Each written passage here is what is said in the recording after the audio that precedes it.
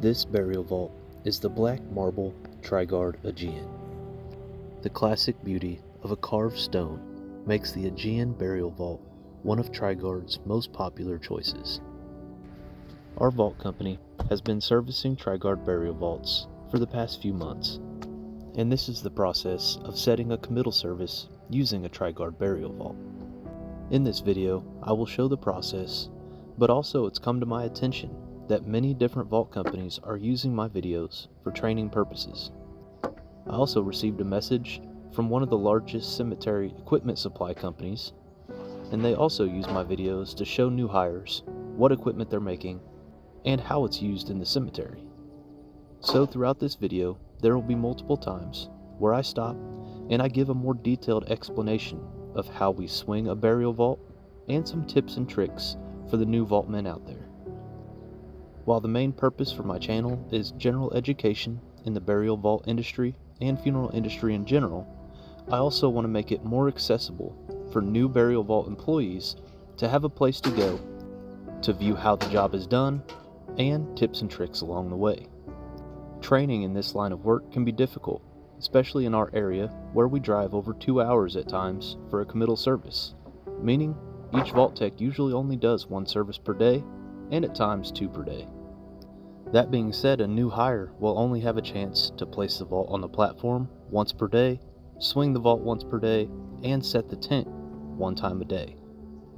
Being able to find videos such as this, see how the process is done, and in a condensed form, and go through everything this job entails. So stay tuned if you want to learn more about the setup process for a committal service, and if you're a vault man, later on in this video, I've got some tips for swinging a burial vault.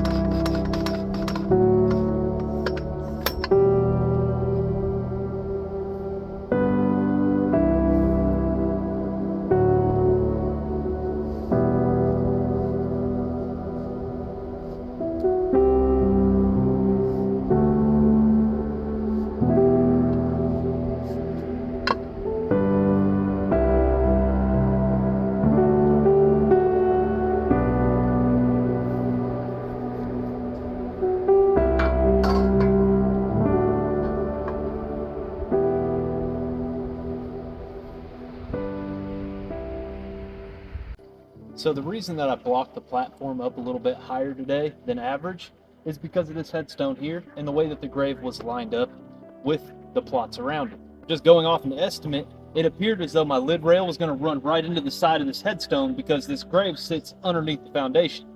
Now I got lucky, I wouldn't have had to do that, but if it were to have hit this headstone, I would have had to raise it up with the vault already on the grave, which is much, much harder. So if it ever appears as though your rail is going to hit a headstone, make sure you just block it up and get over that headstone, or adjust the vault to make sure that the rail sits inside or outside of that headstone. Now if it was entirely too tall, let's say if it was right in the center and 6 foot tall, we'd have to push the lid back the other direction.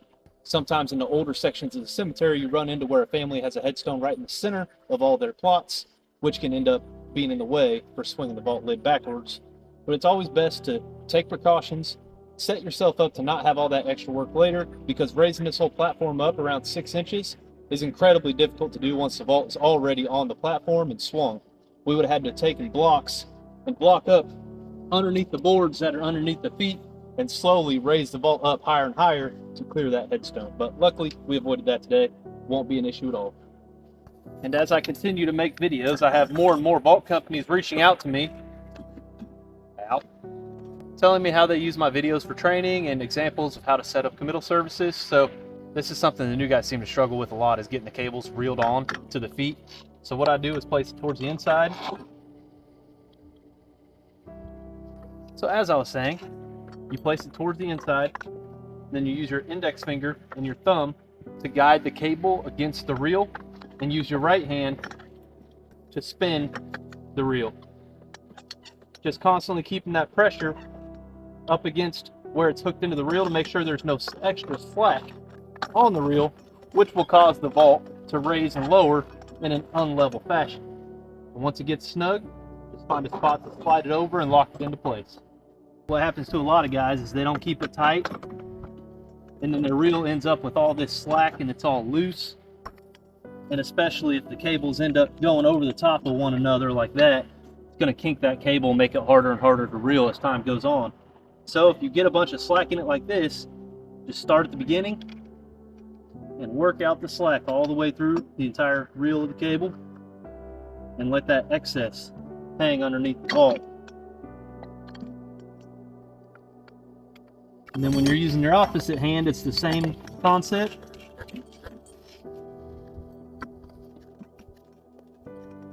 Get the mud off of it, and then keep it in line with the edge of the reel with your right hand. Spin it with your left. And eventually, you'll get good at it and you don't have to go as slow.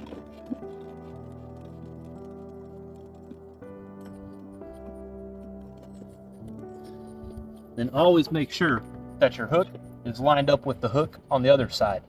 If you do a quarter turn more on one side than the other, one side of the vault's going to lift up about 2 inches further, and then your vault's going to be really unlevel and you'll have to fix that. So I always do 8 on my first side and then come to the other side and just do it till it's snug and make sure they're lined up. Alright, so our reels are done. The last thing I'm going to show today is how we actually swing the vault. Now at this moment, if you had the vault too far to one end or too far to one side, you can move the cables all the way to the left on both, and the vault will shift to the right. If it's too far to the far end, we can move our feet back and then reel, and it will slide the vault towards this side. That's where the term swinging the vault comes into play, because you can swing it side to side or swing it end to end. Now I set it up right with the buggy today, so we don't have to do any of that. So the last step of the process is, I think it's like 5 steps, but I just do it like this. Start with your carpets. Make sure your carpets are snug and there's no wrinkles in the middle. Space out your feet even on both sides of the vault. So just put your hands up against the vault and the feet, center it up. You need the reels to be a knuckles width away from the vault. So I put my pinky ring knuckle in between the reel and the vault, and that's the spacing that I need. And then the last step is to make sure there's no slack in your cables, and then make sure your cables run straight down off the reel to the bottom of the vault. If they're not straight down to the bottom, if they're to one side, on either side, it's going to make that vault shift, which is what we use to swing the vault. We want those to go either straight down on both sides, just slightly to the outside on both sides, or slightly to the inside on both sides. I typically just go straight down, keep it nice and simple. Make sure that when I put pressure on the cables and lift this vault, it doesn't swing to either side or either end. The last thing you want to happen is to be lowering the vault in front of the family and realize that you set the vault up above the grave to where it's going to catch one side of the vault, and then it may start tipping, may start catching, and then if you knock loose any of that dirt, sand, or soil, it's going to make the vault sit unlevel at the bottom of the grave. So we want to avoid that at all costs and make sure the vault goes straight down into the grave without touching any of the sides.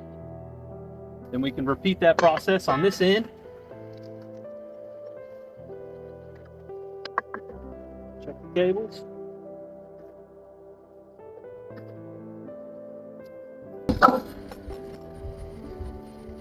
And now that we made sure we've completed all our steps in the swinging process, When we attach to one man bar and lift this vault off the platform, it should not move to either side or to either end of the platform.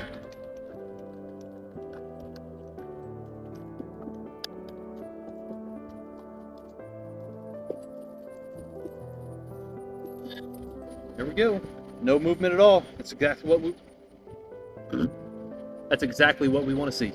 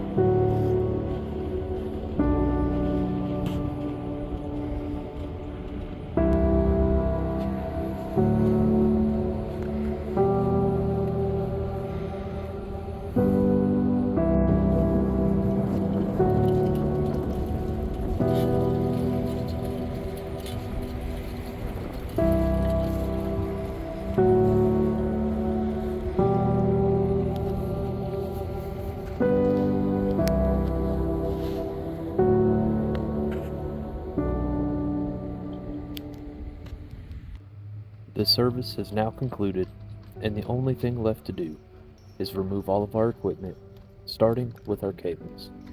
Some vaultmen choose to leave mounds on each end of the grave, allowing us to easily pull our cables without catching each end of the vault. Personally, I choose to place a cross in the bottom of the grave after verifying that the person was of Christian faith. The cross serves the same purpose as the mounds on each end. It raises the burial vault up just about an inch or so, allowing the hooks on the cables to pass by the ends of the vault. Now that all my equipment has been removed, the gravediggers can come in and backfill the grave. And this concludes the process of setting a Trigard Aegean. Thank you for watching, and I hope you found this video educational and informational. Take care, and God bless.